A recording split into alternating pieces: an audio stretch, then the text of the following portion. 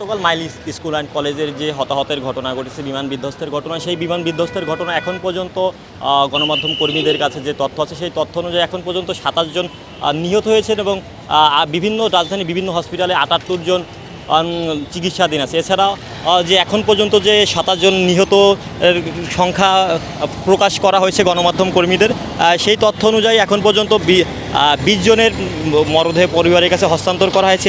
এছাড়া ৬ জনের মরদেহ এখনও শনাক্ত করা যায়নি, অর্থাৎ মরদেহের অবস্থা এতটাই ভয়াবহতা রয়েছে যে কারণে আসলে প্রাথমিকভাবে তাদের শনাক্ত করা যায়নি, যে কারণে ডিএনএ পরীক্ষা টেস্ট করার আর পরে আসলে জানা যাবে যে আসলে সে তার পরিচয় শনাক্ত করা যাবে। দর্শক, এই মুহূর্তে আমি আপনাদের সঙ্গে নাগরিক টিভি থেকে যুক্ত করেছি জাতীয় বার্ড ইউনিট থেকে। আপনারা দেখতে পাচ্ছেন যে জাতীয় বার্ন ইউনিটের যে ইমার্জেন্সি রয়েছে সেখানে আইনশৃঙ্খলা বাহিনী মোতায়েন করা আছে এবং তারা আসলে জরুরি বিভাগের যে সামনের প্রধান যে ফটকটি রয়েছে সেটা আসলে ঘিরে রয়েছে, সেখানে কোনো গণমাধ্যম কর্মীকে প্রবেশ করতে দেওয়া হচ্ছে না। আর আজ সকাল 9:30টার দিকে প্রধান উপদেষ্টার আর বিশেষ সহকারী সাইদুর রহমান খসরু এক প্রেস কনফারেন্সে জানিয়েছেন এখন পর্যন্ত রাজধানীর বিভিন্ন হসপিটালে ৭৮ জন চিকিৎসাধীন রয়েছেন।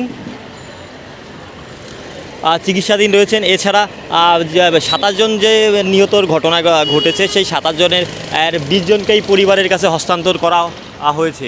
এছাড়া বাকি ৬ জনের পরিচয় এখন পর্যন্ত শনাক্ত করা যায়নি। দর্শক, এখনও কিন্তু আমরা গতকাল থেকে আমরা দেখতে পাচ্ছিলাম যে উত্তরার যে বিমান বিধ্বস্তের ঘটনা, প্রশিক্ষণ বিমান বিধ্বস্তের ঘটনা, সেই ঘটনায় নেগেটিভ যে রক্তের ঘাটতি ছিল সেই ঘাটতিটা পূরণের জন্য বিভিন্ন স্বেচ্ছাসেবী সংগঠন থেকে রক্ত কালেকশন করা হয়েছিল। বিভিন্ন সেখানে যোগ দিয়েছিল ঢাকা ইউনিভার্সিটি সহ বিভিন্ন বেসরকারি যে বিশ্ববিদ্যালয় এগুলো রয়েছে, সেই বিশ্ববিদ্যালয়গুলো গতকাল রক্তের ঘাটতিটা পূরণ হওয়ার পরে আজও কিন্তু আমরা দেখতে পাচ্ছি এখানে বেশ কিছু মানুষ এসে উপস্থিত হয়েছেন, তারা রক্ত দিচ্ছেন। আসলে এখন আমি এই মুহূর্তে একজন ব্লাড দাতার সঙ্গে আসলে কথা বলা। আসলে কেন এসেছেন আপনি? আমি অ্যাকচুয়ালি ট্র্যাজেডিক কন্ডিশনের জন্য আমি সিলেট থেকে আসছি সকালে ফ্লাইটে ব্লাড দেওয়ার জন্য। আমি অলরেডি লিস্ট করাইছি, আমার এখন সিরিয়াল আছে রক্তের জন্য যে আমার জি। সিলেট থেকে কেন আসলেন? আমি অ্যাকচুয়ালি রক্ত দেওয়ার জন্যই আসছি, যে রক্তটা দিব এবং তাদের এই পরিস্থিতির যাতে উত্তরণ ঘটে। দোয়া করি যাতে বাচ্চাগুলো ভালো থাকে আর কি। আপনি কোথা থেকে আসছেন আর কি করছেন? আমি পুরান ঢাকা থেকে আসছি। কালকে রাত্রে নিউজ দেখলাম যে নেগেটিভ রক্ত দরকার এখানে, তো আমার বি নেগেটিভ গ্রুপ, এই জন্য সকাল থেকে আইসা দাঁড়ায় আসছে। দর্শক, আপনারা শুনছিলেন দুজন ব্লাড দাতার কথা। আসলে তারা একজন সিলেট থেকে এসেছেন এবং একজন পুরান ঢাকা থেকে এসেছেন। আসলে যে গতকাল থেকেই গণমাধ্যম থেকে শুরু করে এখানে সবাই প্রচার করেছিল যে রক্তের ঘাটতি রয়েছে, নেগেটিভ রক্ত, আর সে কারণেই আসলে বিভিন্ন মানুষ বিভিন্ন জায়গা থেকে রক্ত দিতে যে জাতীয় বার্ন ইউনিট রয়েছে সেখানে এসে অবস্থান করছিল। দর্শক, আপনারা এই মুহূর্তে দেখতে পাচ্ছেন জাতীয় বার্ন ইউনিটের সামনের যে সড়কটি রয়েছে সেই সড়কে কিন্তু যান চলাচল স্বাভাবিক রাখার জন্য বিভিন্ন স্বেচ্ছাসেবী সংগঠন সহ বিভিন্ন স্কুল কলেজের শিক্ষার্থীরা অংশগ্রহণ করছেন এবং এখানের আইনশৃঙ্খলা রক্ষাকারী বাহিনীও অবস্থান করছেন যেন পরিস্থিতি অনুকূলে থাকে।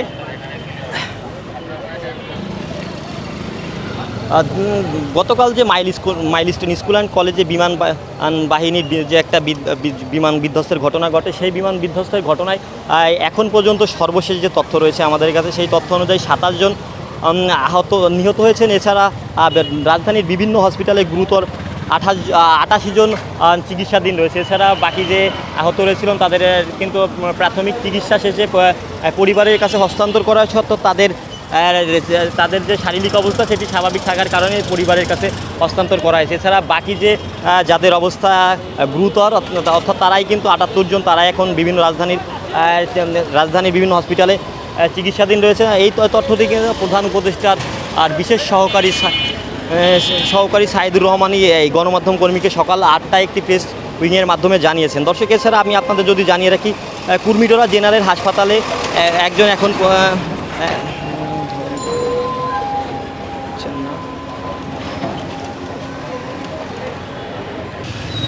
গতকাল যে মাইলস্টোন স্কুল অ্যান্ড কলেজে যে বিমান বিধ্বস্তের ঘটনাটি ঘটে সেই ঘটনায় কিন্তু এখনও অনেক পরিবার দাবি করছেন যে তারা তাদের সন্তানদের প্রিয় সন্তানদের এখনও খুঁজে পানি। এজন্য কিন্তু আমরা দেখেছি অনেক পরিবার আসলে আহাজারি আসলে ভাষায় প্রকাশ করা যাচ্ছে না, কারণ প্রিয় সন্তানকে একটা দিন অতিবাহিত হলেও আসলে তারা খুঁজে পাচ্ছেনি।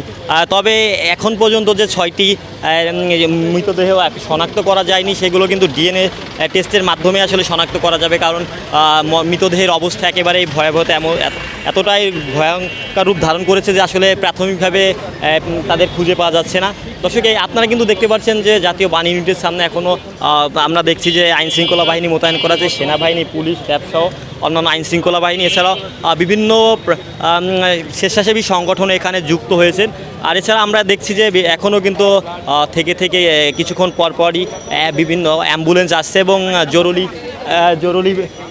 জরুরিভাবে তাদের ইমার্জেন্সিতে নিয়ে চিকিৎসা দেওয়া হচ্ছে। অর্থাৎ এখন পর্যন্ত রাজধানীর যে বিভিন্ন হসপিটালে 78 জন রোগী চিকিৎসাধীন রয়েছে, তাদের অবস্থার অবনতি হলেই যা হয়তোবা জাতীয় বান ইউনিটে তাদের রেফার করা হচ্ছে।